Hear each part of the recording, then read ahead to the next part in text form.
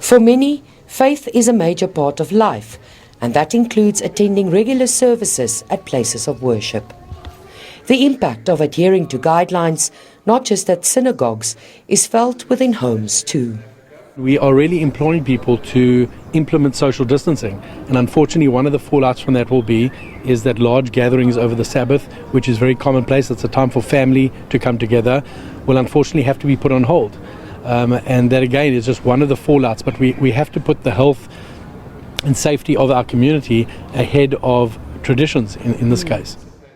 A joint communal leadership strategy is in place, and various directives are communicated to the Jewish community.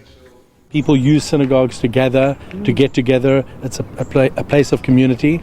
And I think as communities, we need to watch out and see the signs of depression, of people being alone in their homes, the elderly, etc. We have to then facilitate other ways, instituting systems of care within our community where we can still reach out to the elderly, whether it's by social media means or other ways, making sure that people get their shopping delivered to them if they can't go out. So these are all things that the community is grappling with and trying to institute these systems. Kaimowitz says the COVID-19 coronavirus pandemic could define the current generation and how individuals and communities across the country decide to react to it.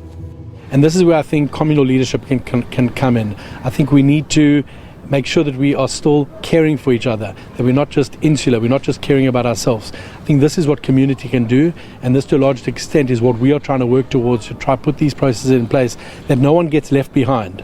And we hope that through this we can not only prevent and stop the spread of the virus, but we can still maintain cohesiveness, closeness within the community.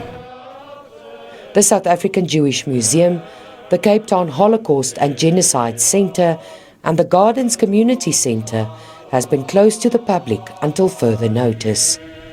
Mariska Botha, SABC News, Cape Town.